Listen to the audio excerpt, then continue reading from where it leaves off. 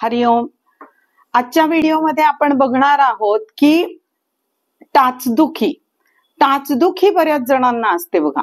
आणि ही टाचदुखी अगदी सकाळी झोपेतून उठलो की अतिशय जास्त तीव्र असते. म्हणजे अगदी जमिनीवर पाय टेकवता येत नाही, बराच वेळ अजिबात चालता येत नाही, लंगडत चालावं लागतं.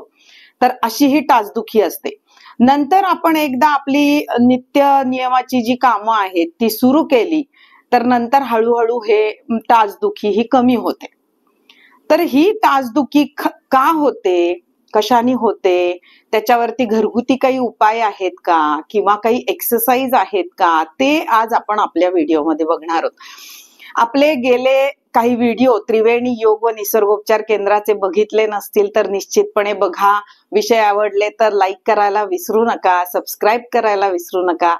नमस्कार, मी स्वर्णा कौलगुड, निसर्गोपचार तज्ञ, योग पंडित आणि योग प्राध्यापक आहे. तर आज बघूयात आपण टाचदुखी कशाने होते. तर खरं टाचदुखी हे लक्षण आहे, हे सारखंच दिसतं, सगळ्या व्यक्तींमध्ये टाच दुखत असते. पण ह्याची कारण मात्र व्यक्तिपरत्वे वेगळी वेगळी असू शकतात. म्हणजे काही व्यक्तींमध्ये याचं कारण स्थूलपणा असू शकतो. म्हणजे अतिशय जाडी वाढलेली असेल तरी त्या लोकांच्या टाचा अतिशय दुखतात. पण हे सगळ्याच स्थूल लोकांमध्ये दिसत नाही. काही काही कृश लोक असतात, त्यांच्या पण टाचा दुखतात. तर ह्याची कारणं पण वेगळी असतात, ती पण आपण बघूयात. की बघा, आपले जे तळपाय आहेत, तळपायाच्या तिथे टाचेपासून ते आपल्या पायाच्या बोटांपर्यंत, म्हणजे तळपायामध्ये टाचेपासून बोटापर्यंत अशी एक 3 बोटाची जर अशी पट्टी, अशा पट्टीसारखं एक प्लांटर फेशिया म्हणून भाग असतो, पट्टीसारखा. आणि तो खूप लवचिक असतो म्हणजे त्याचं कामच काय आहे की आपल्याला चालताना जे काही हादरे बसतात तर ते सहन करण्याची ताकद त्याच्यामध्ये असते. म्हणजे जसं आपल्या वाहनांमध्ये असतं बघा, ऍब्झॉर्बर असतात त्याच्यामध्ये, तर तसेच आपल्या ह्या पायामध्ये असतात. पण कधी कधी काय होतं की हा जो प्लांटर फेशिया आहे ह्याला काही कारणामुळे थोडा थिकनेस येतो, कधी कधी सूज येते, कधी कधी हा खूप हार्ड होऊन जातो आणि त्याच्यामुळे आपल्या टाचा भरपूर दुखायला लागतात. हे एक ह्याच्या मागे कारण असतं. आता हे कशाने होतं, तर ज्यांचं काम खूप वेळ उभं राहू नये, मग त्या अगदी घरातल्या महिला का असेनात, ज्या ओट्या पुढे उभं राहून खूप दिवसभर काही ना काही काम करत राहतात, काही कंडक्टर लोक असू देत, शिक्षक लोक असू देत, ज्यांचं खूप उभं राहून काम आहे आणि शिवाय ते जाड पण आहेत, तर अशा लोकांना जास्त तीव्रतेने टाचदुखी होते. पण जाड नाही आहेत पण तरी सुद्धा टाचदुखी आहे. तर काय कारण असू शकतात त्याच्या मागे, तर बघा, ज्यांना खाल्लेलं अन्न पचत नाही, त्याच्यापासून आंब बनतं, त्याच्यापासून वात बनतं, रक्त दूषित होतं, अशा लोकांना सुद्धा टाचदुखी होते. कारण तिथे जाऊन काही अशुद्धता, म्हणजे आपण म्हणूयात की युरिक ऍसिड जे आहे, मागच्या एका व्हिडिओमध्ये आपण त्याबद्दल बोललेलो आहोत, तर हे युरिक ऍसिड तिथे जमा होऊन आपल्याला टाच दुखायला सुरुवात होते. तर ज्यांचं पोट साफ होत नाही, वारंवार त्यांना कॉन्स्टिपेशन होतं, त्या लोकांना सुद्धा टाचा खूप दुखतात. त्याच्यानंतर काय होतं की तळपाय कायम फरशीवरती, आपण जेव्हा हार्ड सरफेसवर उभे राहतो, कारण आपल्या तळपायाला नॉर्मल जी जमीन असते मातीची, ती जमीन किंवा गवत, अशा जमिनीसाठी खरं म्हणजे आपले तळपाय तयार केलेले आहेत. पण आता काय झालेले आहेत की सिमेंटचे रस्ते झालेले आहेत किंवा घरामध्ये सुद्धा टाइल्स असतात. ह्या हार्ड सरफेसवर कायम चालल्यामुळे सुद्धा आपल्याला टाचदुखी खूप तीव्रतेने होते. ह्या कारणामुळे होत असेल तर बेस्ट वे म्हणजे आपण घरामध्ये डॉक्टरांनी जी सुचवलेली चप्पल असते घरातली, ती वापरायला सुरुवात केली पाहिजे. डायरेक्ट आपल्या तळपायाचा आपल्या कडक सरफेस वरती टच झाला नाही पाहिजे. त्याच्यानंतर बघूयात की खूप लोकांना काही ना काही गोळ्या घेत असतात, म्हणजे कुठल्या ना कुठल्या, मग ती शुगरची असू दे, बीपीची असू दे, कधी कधी मल्टीव्हिटॅमिनच्या असतात, कधी कधी व्हिटॅमिन डीच्या असतात, कॅल्शियमच्या असतात, विविध प्रकारच्या भरपूर गोळ्या घेण्याची काही लोकांना सवय असते. आता हे जे केमिकल्स असतात गोळ्यांचे, हे सुद्धा आपल्या तळपायामध्ये ग्रॅव्हिटीमुळे आपल्या तळपायामध्ये साठतात. आणि आपल्याला बघा, कधी कधी एक्सरे केल्यानंतर डॉक्टर म्हणतात की टाचेचं हाड वाढले. तर हे हाड वाढलेलं असं नसतं, पण त्या हाडावरती क्षारांची पुटं तयार झालेली असतात आणि त्याला एक असं काट्यासारखं टोक तयार होतं, म्हणजे क्षार तिथे जमा होऊन किंवा हे जे केमिकल्स आहेत हे तिथे जमा होऊन त्याचं एक कडक असं टोक तयार होतं आणि त्यामुळे आपल्याला टाचदुखी होते. तर ही टाचदुखी, यामुळे सुद्धा टाचदुखी होते. तर अशा विविध प्रकारची कारणं आपल्या टाचदुखीला असू शकतात. तर मग आता आपण बघूयात की ह्याच्यावरचे आपण घरगुती काय उपाय करू शकतो.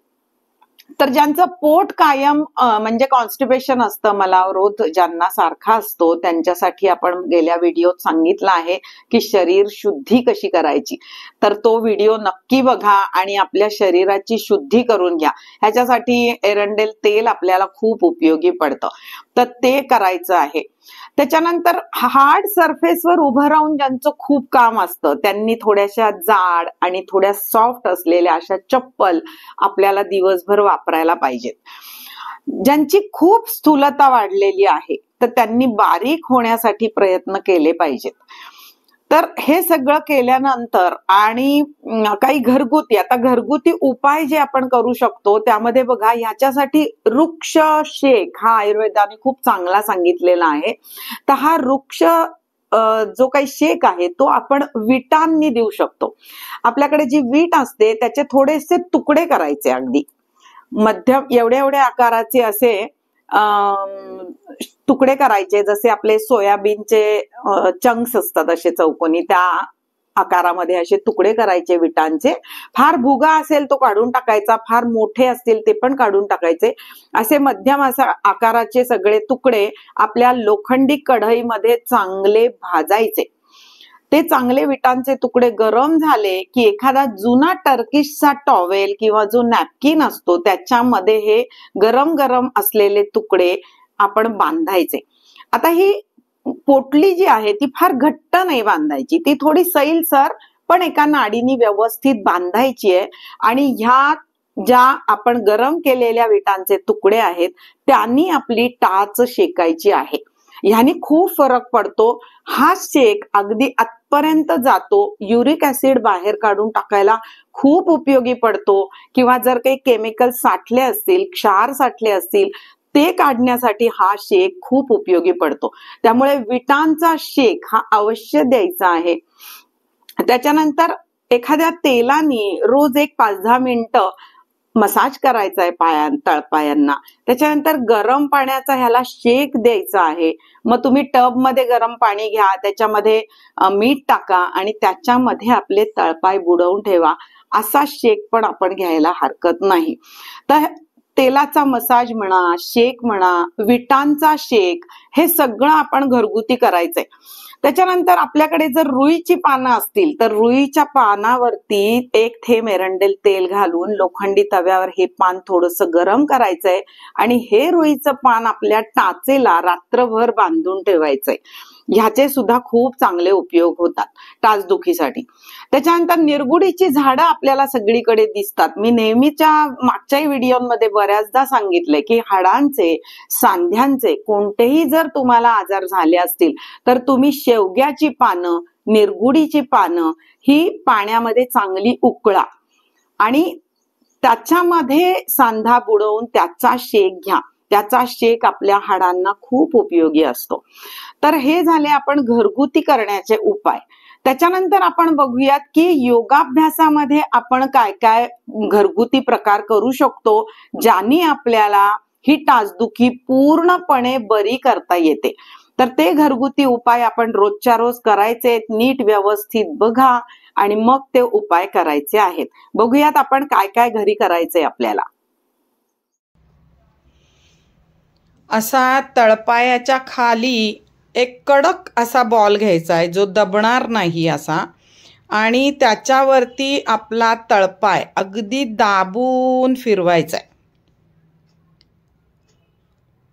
अगदी हे 4-5 मिनिट सलग हे करायचंय.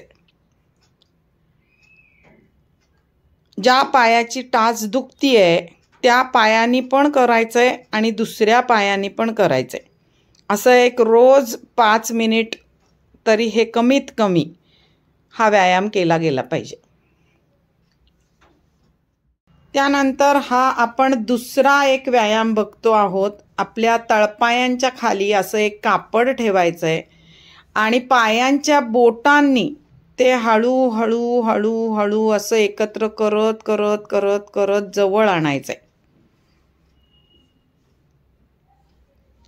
पुन्हा हे सोडून द्यायचंय आणि त्याच्यानंतर पुन्हा एकदा करायचंय. असं एक 4-5 वेळेला आपल्याला हे कापड आपल्या फक्त पायांच्या बोटांनी सरकवत सरकवत सरकवत जवळ आणायचंय.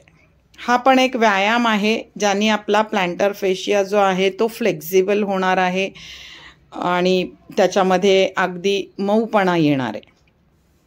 हा एक दुसरा व्यायाम आपण बघितलेला आहे. हा आता आपण बघतोय तिसरा व्यायाम प्रकार. पाय गुडघ्यात सरळ ठेवायचे, टेकलेले ठेवायचेत आणि एखाद्या ओढणीने आपल्या तळपायाला चांगलं आपल्या स्वतःकडे ओढून घ्यायचंय. तळपायाच्या खालच्या पूर्ण भागाला ताण जाणवला पाहिजे. आपला तळपाय आपल्या चेहऱ्याच्या बाजूला ओढून घ्यायचा आहे. हे दोन्ही बाजूंनी करायचंय. आपल्या तळपायाच्या खालच्या बाजूला चांगला ताण जाणवला पाहिजे.